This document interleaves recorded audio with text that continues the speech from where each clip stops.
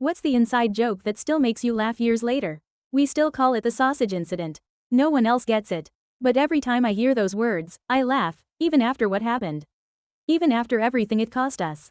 It started in high school, in the kind of small town where everyone knows your last name, your parents' jobs, and the thing your brother did in 6th grade that got him suspended. I was 16, sitting at the back of the cafeteria with my two best friends, Alex and Bree. It was a Tuesday, and the lunch ladies had decided, for reasons unknown to humanity, to serve some greasy mystery meat they called spicy sausage surprise. I remember Alex poking it with his fork and saying, completely deadpan, if this is what they found in Uncle Rick's freezer, I'm not hungry. It was stupid. It was harmless. We all lost it. I laughed so hard I choked on chocolate milk. Bree had to slap me on the back, and that only made us laugh harder. That one dumb line became a running joke between us. Anytime something gross or awkward happened, one of us would mutter Uncle Rick's sausage, and the others would immediately crack up. It was our thing. A code for all the stuff we didn't want to say out loud. But then, in senior year, something happened that made the joke feel different. That was the year Alex's mom died. Car crash. No warning. One day she was making cinnamon rolls, the next they were planning a funeral. And when we showed up at his house with flowers, the first thing he said to us, I kid you not, was, she hated sausage. Isn't that weird? And he laughed. Just for a second. Like a pressure valve releasing. But it was the kind of laugh that hurt to hear. Like it wasn't even his. We stayed by his side the whole week. I slept on their couch the night before the service. Bree helped pick out the suit he'd wear. And at the funeral, when someone mentioned his mom's cooking, he turned to us, eyes glassy, and whispered, Uncle Rick's sausage. I nearly burst into tears and laughter at the same time. After that, the joke became something else. Not just funny, sacred.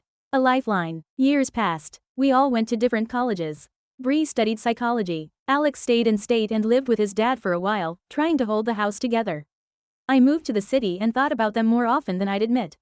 We stayed in touch, of course, group chats, phone calls, the occasional reunion. And every so often, one of us would text those 3 words, Uncle Rick's sausage. No context, no follow-up, just that, and we'd know the other person needed something, a distraction, a reminder, a friend. Until one day, it stopped being a joke entirely. It was 3 years ago when I got the call. Bree's voice was shaking. She said Alex had been arrested. For something serious, something bad. She didn't want to say over the phone. I drove 6 hours straight to get to the station. I didn't know what to expect. But I didn't expect what I saw. He looked hollow, like someone had scooped out everything soft in him and left just bone and instinct. He wouldn't talk to me. Wouldn't talk to Bree, not even his dad. All we knew was that he'd been found at 3 a.m. outside a warehouse on the edge of town, holding a crowbar, blood on his shirt. No one else was there. No witnesses. No known victim. But the blood wasn't his. And inside the warehouse? Nothing. No body. No crime scene. Just an old meat freezer and some broken crates. They couldn't even press formal charges. Not enough evidence. But something about the whole thing made the cops nervous. Made us nervous too. He was released 2 days later. Came home. Wouldn't talk about it. But a week later, I got a letter. No return address. Just 3 words on the page. Uncle Rick's sausage. That's when I knew something was wrong. Not funny wrong. Not weird wrong. Dangerous wrong. I tried calling him. No answer. Tried texting. Nothing. I called Bree. She said she hadn't heard from him either. So I drove back. Again. But his house was dark. Car gone. Mail piling up. I called the landlord. He said Alex had broken the lease and moved out. Gave no forwarding address. Just vanished. Like he'd never been there. For a while, I thought maybe he'd had a breakdown. Maybe all the years of holding it together finally cracked. But then I started digging. And what I found, it made the joke feel like a trap we hadn't seen until it was too late. I didn't want to believe it at first. I thought I was being paranoid. But something about the way Alex disappeared, the silence, the letter, the exact phrase, it all felt too specific. Like he was telling me something without actually saying it. I started with the warehouse. It took some digging, but I found the address through an old news clipping about the arrest. The building was owned by a shell company that had changed hands 3 times in the last decade. On paper, it had nothing to do with Alex. But here's the thing. The warehouse had once belonged to a meat distribution company. It shut down in 1998. A fire in one of the back rooms destroyed a lot of their inventory. But when I looked at the inspection records, I found something weird. The fire department noted that the blaze seemed to have started inside a walk-in freezer. Not outside, not near wiring, inside. I don't know much about fires, but that seemed odd. Especially because the report also mentioned, and I quote, the strong, persistent odor of spoiled meat that could not be traced to any remaining stock. That line stuck with me. spoiled meat, an abandoned warehouse, and Alex, standing outside it 20 years later, covered in blood. I showed Bree the file. She didn't laugh. She didn't say the joke. She just went quiet and said, "Do you think he went there on purpose?" I didn't know. Maybe. But it didn't end there. The deeper we looked, the more questions surfaced. Like the fact that Alex's mom used to work for the same meat distribution company when she was young. Before she married his dad. She'd only worked there for about a year, then quit. No explanation. No references. It was like she'd wanted to erase the experience completely. Alex never mentioned it. None of us knew. But when we found an old newspaper photo of the company's softball team, there she was. Smiling. Standing right next to a man in a red polo shirt. A man whose name tag said Rick. That stopped me cold. It was probably just coincidence. Probably. But I checked the employee logs from 1989. There was a Richard Hammond on payroll. Shift supervisor. Worked nights. No criminal record. But something felt off. Because in 1990, he filed a workplace injury report. Said he slipped and fell in the freezer during routine checks. Was awarded a small settlement. And then he quit. Moved out of state. No forwarding address. It all seemed too scattered to connect. But the pattern wouldn't let go of me. Bree and I made a list. Everything we knew. Every mention of the joke. Every time Alex had said it. The way he smiled after his mom's death. The way he looked at us when the freezer came up. And slowly, this ridiculous joke started to feel like a code. A pressure valve, sure, but also a breadcrumb trail. Like he'd been trying to tell us something the whole time. We drove back to the warehouse at night. It was locked, of course, but Bree had a way of getting around that. She called it moral locksmithing. Inside, it smelled like mildew and rust. Dust covered everything. Most of the crates were empty or broken. But the freezer, the one from the report, was still there. Sealed shut with a rusted latch. I didn't want to open it. I can't explain why, I just didn't. But Bree, being Bree, popped it open before I could stop her. And inside, nothing. Just old frost, chipped plastic, and a single metal hook hanging from the ceiling. No blood, no body, nothing dramatic, but Bree turned pale anyway. She pointed to something scrawled on the back wall. I shined my phone light. 3 words, carved into the metal panel. Uncle Rick's sausage. It wasn't graffiti. It was etched, deep and deliberate. I don't know how long we stood there. Long enough for my battery to drop to 5%. Long enough for Bree to whisper, "Do you think he left it?" I didn't answer, because I was thinking something worse. What if he didn't leave it? What if he found it? We didn't tell anyone. What could we say? That our friend vanished after finding a phrase from a high school joke in a freezer tied to his dead mother's past? No one would believe us. Hell, I barely believed it. But then more things started happening. Small things. Bree started getting hang-up calls from blocked numbers.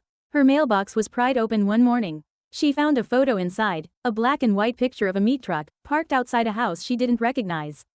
No note, no return address, just the photo. And then, 3 weeks later, I found something on my car windshield. A frozen sausage link, wrapped in butcher paper. No words, no markings, just that. I called Bree. She didn't answer. I drove to her apartment. Empty, lights off. I broke in, don't judge me, and found her phone on the couch. Still plugged in. Her keys were on the table. Her bag was by the door. But she was gone. No signs of struggle. No note. Just a single post-it on the fridge, written in her handwriting.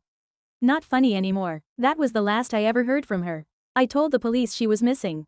They filed a report, asked a few routine questions, and promised to keep an eye out. But I could tell from the way the officer sighed when I mentioned her mailbox being opened in the photo, they didn't think it was serious. "She's an adult," he said. "Sometimes people need space. Maybe she just took a few days for herself." Except Bree didn't just vanish. She left everything behind, her wallet, her passport, her medication. Things you don't forget unless you're planning not to come back. And she didn't tell me.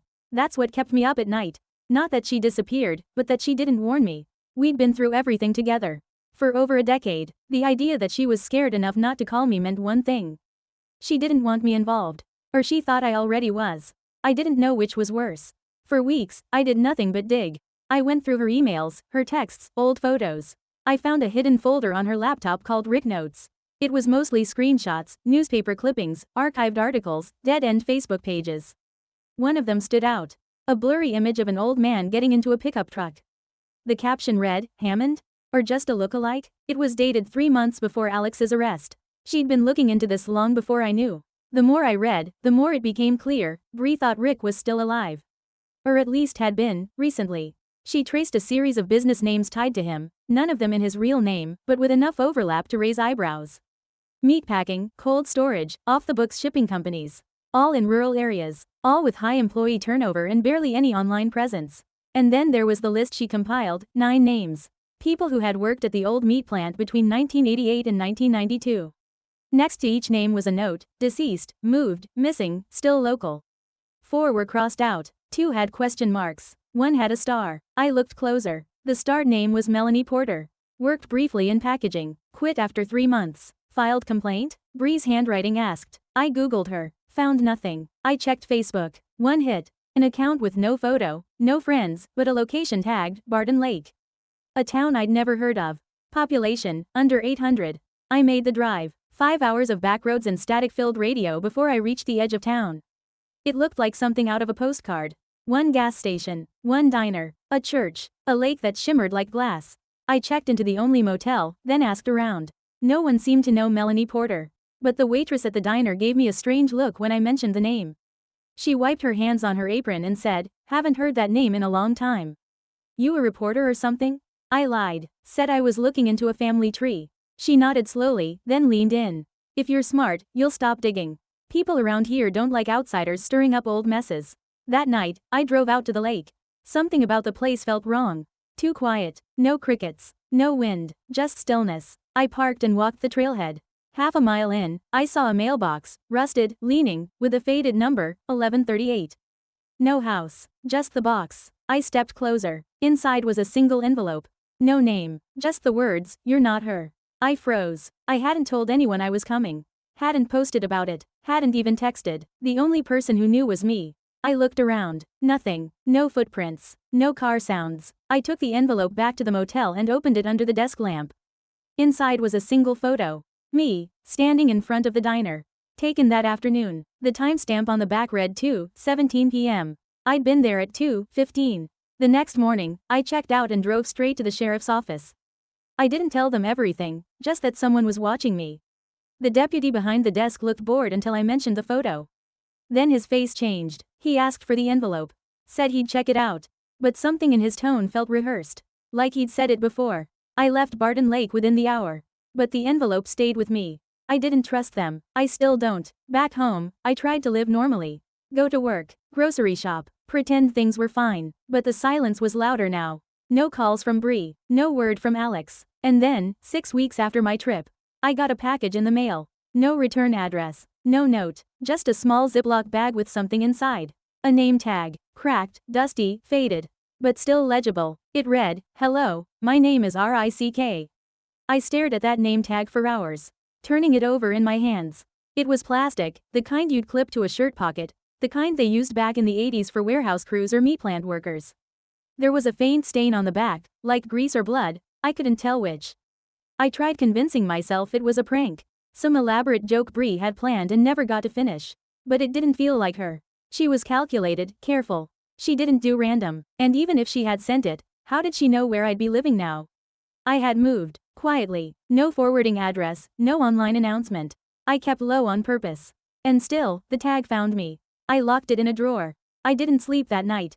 Every creak of the floorboards felt louder. Every shadow in the hallway longer than it should have been. I started remembering details I had brushed off back then. Like the time Alex told us, totally casually, that he once saw his mom burning a box in the fireplace. He was 10, said she wouldn't let him see what was inside. Just told him it was bad memories and locked the screen.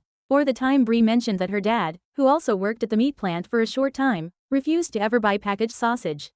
Said you don't want to know what goes in there. She thought he was being overdramatic. Now I wasn't so sure. I looked up the name Richard Hammond again. Dug deeper. And I found something I hadn't noticed before. A classified ad in a 1991 edition of a local paper from the next county over. Short and strange, cold storage. Experienced workers only. Must be okay with night shifts. Discretion required. Call Rick. No last name. No business name. Just that. Discretion required. I searched the phone number. It was dead, obviously. But a user on an old forum had once posted the same number. Saying it had been linked to a weird warehouse job in the 90s where people went in but didn't stay long. No details. The thread was abandoned years ago. But one user had replied. Their username? Melporter88. I clicked. The account had been deleted. No posts, no profile. Nothing. I was too deep now. I knew that, but it didn't feel like obsession anymore. It felt like obligation, like they'd left me the threads on purpose. I booked time off work. Told my boss I was visiting family. I went back to Barton Lake. This time with a plan. I parked at the diner again, walked past the same waitress, gave her the same nod. She looked at me like she'd seen a ghost. I didn't say a word. Just kept walking down the street until I found the sheriff's station. A different deputy was at the desk. Younger, nervous. I asked him where they kept their archived incident reports. He said that wasn't open to the public. I asked if I could talk to someone about a missing person, a woman named Melanie Porter. He hesitated, then pointed to a side hallway and said, "Room 4. Wait there." I did. The room was small, windowless. Fluorescent light buzzing overhead, a water stain on the ceiling. 10 minutes passed, then 15, then 25. I was about to leave when the door opened.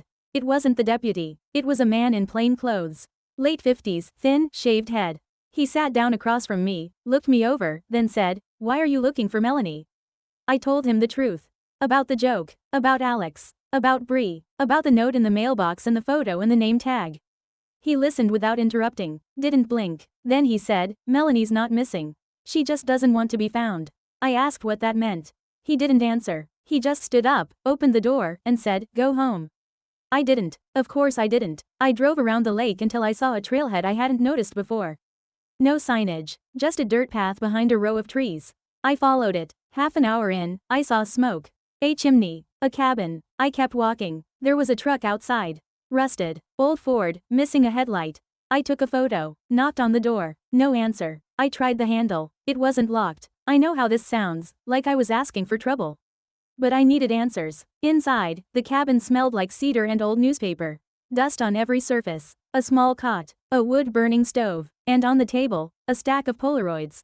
Dozens of them, all of people. Some I recognized. Alex, at age 15, leaning against his locker. Bree, asleep on my couch. Me, at the lake. Others I didn't recognize. Different years, different places. Always candid. Always unposed. Always unaware. At the bottom of the stack was a single sheet of paper. Lined notebook, torn from a spiral. Written in pencil, "You want to know. That's your problem." Then, in different handwriting, below it, "Stop laughing." I took a photo of the note. Replaced the stack. Backed out quietly. As I reached the edge of the woods, I heard it. The sound of a camera shutter. Close. Too close. I spun. No one. Just trees. I ran back to my car. Drove 5 miles past town lines before pulling over. My phone buzzed. Unknown number. One image. Me, standing in the woods, holding the cabin door open. Timestamp, 4 minutes ago. I sat in my car for what felt like hours, staring at that photo on my phone. My hands shook so badly I could barely unlock the screen. It was me, exactly where I'd just been, caught from some unknown angle, watching me open the cabin door. I didn't know who had taken it. I didn't even want to know. But that moment, when I realized someone was watching me so closely, it shattered something inside me. I wanted to run, to call Alex, to call Bree, to call anyone. But there was no one to call. I felt completely alone. Over the next few days, I tried to piece things together. I called old acquaintances of Bree's and Alex's, asked around discreetly about Melanie Porter, Richard Hammond, and that meat plant nobody talked about. Every lead twisted back into silence or vague warnings. "Mind your business," one man said, voice low and serious. Another woman refused to answer my questions, hanging up the phone mid-sentence. The deeper I dug, the more I felt like I was crossing an invisible line. Like the joke we'd laughed about all those years ago wasn't just an inside joke anymore, it was a key to something far darker. I couldn't shake the feeling that Alex, Bree, and maybe even me had been caught up in something much bigger than a stupid phrase or a childhood prank. And that phrase, Uncle Rick's sausage, was the thread tying it all together. I remembered Alex's mom burning that box. What was in it? Why did it scare her so much?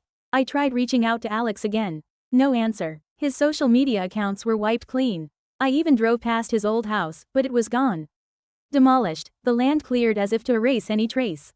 Then, late one night, I got a call from a blocked number. No one spoke, just heavy breathing, the faint sound of a fan humming. Then a whisper, barely audible, "Stop digging." The line went dead. I sat frozen, the phone shaking in my hand. That's when I realized this wasn't just a strange disappearance or a lost joke. Someone wanted me to stop. And they meant it. Days later, my apartment was broken into. Nothing was stolen, but every photo, every note, every scrap of evidence connected to the joke and those names was ripped to shreds. On my kitchen table, in the center of the mess, was a single note written in hurried, shaky handwriting. "Some jokes aren't worth laughing at." I swallowed the lump in my throat. I wanted to laugh, but I was too scared. That old innocent phrase had become a curse.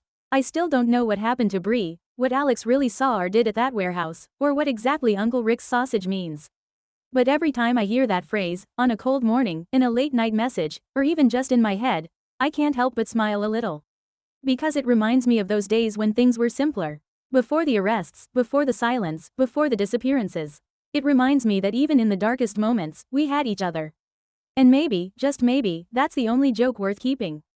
After the note, I barely slept for weeks. Every sound outside my apartment made me jump. I installed cameras, changed my phone number, stopped answering unknown calls. But nothing felt safe anymore. The whole thing was suffocating. I kept replaying memories of Alex and Bree, the way they laughed. The secrets we shared, but behind the laughter, there was always something unspoken. Something we all knew but never dared say aloud. One night, after a long day of work and aimless wandering, I found myself scrolling through old messages between me and Bree. Our group chat was filled with jokes, memes, plans for college, and endless Uncle Rick's sausage references. I realized the phrase had become a shield for us, a way to deflect pain and confusion. But maybe it was also a warning, a signal we never fully understood. I decided to visit Alex's father. His name was George Hammond, a quiet man in his late 50s who had always seemed weighed down by something heavy. I found his number through a mutual acquaintance and called, trying to sound casual. He agreed to meet me at a coffee shop on the edge of town. When I arrived, George was already there, nursing a black coffee and staring out the window. He looked older than his age, lines etched deeply across his face, eyes tired but sharp. We talked quietly, avoiding the busy street noise. I never wanted Alex involved in any of this, George said after a long pause. That place, the meat plant, it's more than just a job. It was a secret, something buried under years of lies. I asked him what he meant. He looked away and sighed. Richard Hammond, he was my brother. Uncle Rick, as you kids called him. He wasn't just a shift supervisor. He ran things behind the scenes. Things no one knew about. Smuggling, illegal meat shipments, maybe worse. When the fire happened, it wasn't an accident. It was a message. But Rick disappeared after that. We thought he was dead. I swallowed hard. So the warehouse, the freezer, the fire, it was all connected? George nodded. Yeah, but it's complicated. Rick had enemies. People who wanted him gone. And he took precautions, secret codes, hidden compartments, things only a few knew about. I pressed him on what that meant for Alex and Bree. He hesitated, then said quietly, Alex's mom found out too much. She wanted out, but Rick wouldn't let her. She burned the evidence she could find to protect us. But it wasn't enough. When she died, the danger didn't stop. Do you think Alex got caught up in this? I asked. George's eyes darkened. I'm afraid so. And Bree, she found a piece of the puzzle too. That's why she ran. I left the coffee shop with more questions than answers. But at least now I had a name, a story, a motive. It wasn't just some cruel joke anymore. It was a legacy of fear and betrayal that had trapped us all. Driving home, I passed the old meat plant site. The lot was empty now, weeds swallowing the concrete. The wind carried a faint smell, metallic, sour. I closed my eyes and heard Alex's voice whispering, Uncle Rick's sausage. That night, I dreamt of a freezer door creaking open. Inside, shadows moved, silent and waiting. I woke up gasping, the taste of cold metal in my mouth. The next day, I got a text from an unknown number. Just 3 words. Stop, or else. I stared at that message for what felt like forever. My hands trembled, but I knew I couldn't back down now. Everything I'd uncovered, every late-night drive and whispered secret, had led me to this point. I thought about calling the police, but what could I say? That I was being threatened by someone tied to a cold case that nobody wanted reopened? That I had a name tag from decades ago and a phrase no one understood except for a few lost friends? No, this was something else. I needed to find answers on my own terms. I started going through everything again, the old photos, the texts, the files Bree had saved on her laptop. I traced phone numbers, addresses, cross-referenced names. One thing became clear, someone didn't want the past disturbed. Someone was watching, waiting, making sure the joke stayed just a joke and nothing more. But I wasn't laughing anymore. I decided to go back to the warehouse one last time. This time I brought a small flashlight, a voice recorder, and a knife in my pocket. The town had grown quieter, the buildings more abandoned. The air smelled of rust and decay. As I approached the freezer door, I noticed fresh scratches on the latch, as if someone else had been there recently. I paused, my heart hammering in my chest. I opened the door slowly, the metal creaking louder than I expected.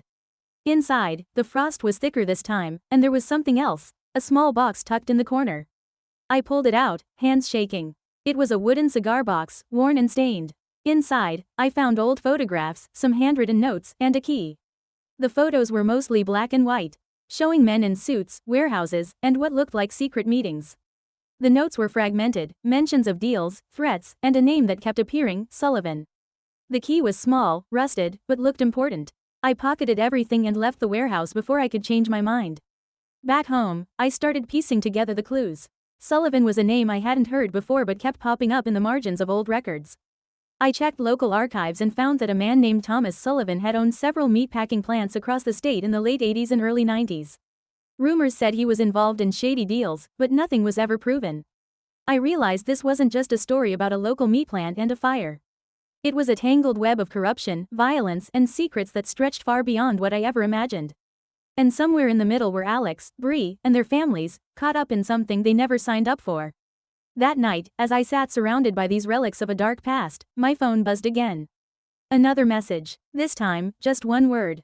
Enough. I knew then that whoever was behind all this wasn't bluffing. But quitting wasn't an option anymore. I had to find out what happened to my friends. What Uncle Rick's sausage really meant. Because some jokes carry the weight of secrets, and laughing isn't always the answer. I knew I was close to something, even if I didn't fully understand what. The key felt heavy in my pocket, a tangible piece of a puzzle that had haunted us for years.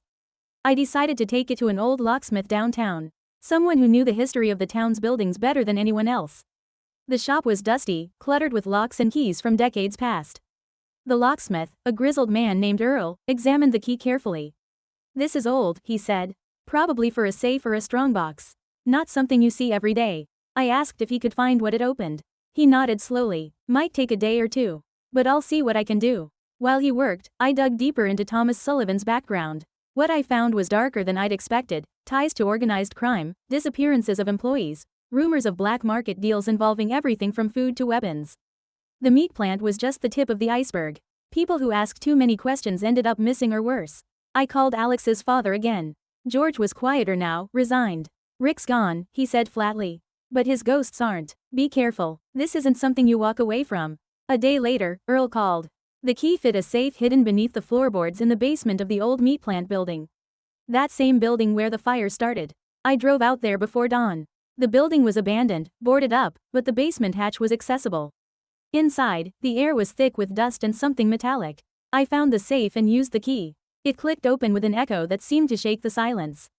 Inside were stacks of documents, faded photographs, and a small box wrapped in oilcloth. The documents detailed shipments, names, and dates, proof of illegal activities, but also personal letters between Rick Hammond and someone only identified as M. The letters spoke of fear, regret, and a plan to expose the truth. The box contained a locket with a faded photo of a woman I didn't recognize and a small folded note, "For the ones who remember." Suddenly, I understood. This wasn't just a joke between friends. It was a warning, a confession, a plea. I took everything with me, feeling the weight of generations of secrets. That night, I started to sort through the letters. One name kept appearing: Melanie. Was she the woman in the locket? Was she the key to unlocking this mystery? I knew I had to find her. But after everything I'd uncovered, I wasn't sure if I wanted to. Because some secrets, once uncovered, don't just disappear. They change everything. And sometimes, they come looking for you. I spent the next few days poring over the letters and documents from the safe. The handwriting was shaky in places, almost like Rick was writing in a hurry or under stress. The letters painted a picture of a man trapped by his own choices, desperate to make things right before it was too late. There were references to shipments that never made it to their destinations. Names crossed out, and vague threats from those who don't forgive. The M in the letters was clearly Melanie Porter. She had been Rick's confidant, maybe even more. The last letter was the most chilling. It mentioned a meeting planned at Barton Lake, the night before the fire. The letter hinted that someone was going to be there to stop them, no matter what.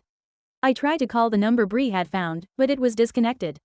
Then I checked the public records again, looking for any sign of Melanie. Nothing. It was like she vanished into thin air. I realized then that Bree's disappearance was connected to all this. She had gotten too close to the truth. And now, maybe because of me, the danger was back. I told myself I was being paranoid, but the feeling wouldn't go away. I decided to contact an investigative journalist I'd heard about, someone who specialized in cold cases and corruption. Her name was Laura. I found her email and sent a detailed message about everything I'd found, attaching photos of the letters and documents. A few days later, Laura called me. She was sharp, professional, and surprisingly sympathetic. She agreed to meet and review the evidence. When we met, she looked through everything with an intensity that both comforted and terrified me. This is bigger than you think, she said. People like Rick and Sullivan don't just disappear. They leave scars. And those scars run deep in this town. Laura suggested we dig into local archives, court records, anything that could expose the web of corruption. She also warned me to be careful. They'll watch you. They'll try to scare you off. But if you're ready, I'm with you. That night, I got another message. This time, a photo of the locket from the safe, lying on a cracked table with a single word scrawled beneath it, remember. I knew then that I was no longer just an outsider looking in. I was part of this story. Part of the secret that had haunted us for decades. And there was no turning back. I started going through the court records Laura helped me access. The more I read, the darker the picture became. There were lawsuits filed against the meat plant for violations nobody ever heard about, disappearances officially marked as accidents, and settlements paid out quietly to families who knew better than to ask questions. One document caught my eye, a police report from 1990 about a man named Thomas Sullivan being questioned in connection with missing employees. The report ended abruptly, marked case closed, insufficient evidence. I wondered who had the power to shut it down. Laura dug into that too, and what she found was chilling. Sullivan had connections to local politicians and law enforcement. People who could bury anything. We pieced together that Rick Hammond had tried to expose Sullivan's operations, and that his disappearance after the fire was likely no accident. Bree's research had been on the right track, but clearly, she'd gotten too close. The threats, the broken mailbox, her sudden disappearance, all tied to this. I felt the walls closing in. One evening, as I sorted through more papers, my phone buzzed. It was a text from an unknown number. Just a single sentence, "Stop before it's too late." I typed back, "Who is this?" No reply. A day later, I noticed someone following me home. A car that seemed to slow every time I did, always staying just out of sight. I stopped telling Laura about these things. I didn't want to drag her into this mess any more than she already was. But I knew I needed help. One night, I received a package. Inside was a photo of Bree, smiling but tired, taken recently. On the back, a message, "She's alive. But scared." My heart raced. I had to find her. I had to find the truth behind Uncle Rick's sausage, no matter the cost. Because this wasn't just a joke anymore, it was a legacy of fear and secrets that someone wanted buried forever. I didn't sleep the night I got the photo of Bree. I just stared at it, over and over, trying to read something in her eyes, fear, regret, defiance, anything. But she looked hollow. Like she'd given up on being found. Or worse, like she knew I'd end up exactly where she was. I didn't tell anyone about the photo. Not even Laura. I just packed a bag and drove. I followed the postmark to a small town 2 states over, the kind of place where the buildings all look 20 years older than they should, and the gas stations still have analog pumps. I checked into a roadside motel and spent 3 days driving aimlessly through town, looking for any sign of her. Nothing. On the 4th day, I got another text. Room 7. Knock once. Then leave. No sender. No follow-up. Just that. The motel had no room 7. The doors were numbered 1 through 6. But the old annex on the side, boarded up, overgrown, had a door with the number scraped off. I waited until night. Then I went. I knocked once and turned to leave, heart hammering so hard I felt it in my throat. The door opened halfway behind me. A woman's voice whispered, "Inside." Now, it was her. Bree. Older, thinner, sharper in the face. Her eyes darted around like a hunted animal. She pulled me inside and shut the door. The room was dark, lit by one bare bulb hanging from the ceiling. No furniture. No bags. Just a folding chair and a mattress on the floor. She didn't hug me, didn't cry, just said, "You're stupid for coming." I asked her where she'd been, what happened. She sat on the mattress, back against the wall, and started talking. She told me about a man named Sullivan's fixer, a guy who used to handle problems. Rick had tried to expose the network, and when the fire happened, he went underground. But Bree found something he'd left behind, a tape. An old VHS marked only with the word inventory. It wasn't just financial records. It was footage of people, employees, some conscious, some not. In meat lockers, in trucks, in rooms with numbers on the walls. Some of them weren't alive. She burned the tape, but not before someone else found out she had it. That's when the call started. That's when she vanished. She said someone gave her a choice, disappear or disappear for real. I chose the first one, she said flatly. I've been here ever since. Waiting for you to do the smart thing and leave it alone. I asked her why she let me keep looking. Why the notes, the locket, the photo? She looked away. Because part of me wanted you to finish it. But I didn't think you'd be dumb enough to actually try. She told me to forget everything. To burn the letters, delete the files, block the numbers. She said nothing we did would matter. That the people behind it had been doing this longer than we'd been alive. And then she stood and walked to the door. If you stay here tonight, you won't leave in the morning. I didn't ask what she meant. I just left. I got in my car and drove until the sun came up. No music, no podcasts, just the hum of the highway and the sound of my own pulse. That was 7 months ago. I haven't heard from her since. Laura tried to follow up on the trail but hit walls everywhere. The documents from the safe disappeared during a routine record seizure. Her laptop was wiped after a so-called power surge. She thinks we're being watched. I don't think. I know. I stopped getting messages a while ago. But once a month, like clockwork, I find something small. A piece of butcher paper tucked under my windshield wiper. A Polaroid in my mailbox of me walking to work. One time, just a single sausage link left on my porch in a plastic bag. No notes. No explanation. I never say the phrase anymore. Not out loud. Not to anyone. But sometimes, late at night, I hear it in my head. Alex's voice, laughing, carefree. Uncle Rick's sausage. And I remember when it was just a stupid joke. When the worst thing in our world was cafeteria meat. When we thought we were untouchable. Now I know better. The joke wasn't a joke. It was a warning. A breadcrumb. A scream disguised as a smirk. And we didn't listen. So if you're reading this and you've ever heard something similar, a phrase that stuck too long, a joke that made someone go quiet, a name no one liked saying, pay attention. Because some inside jokes don't belong to you. They're watching who repeats them. And they never laugh twice.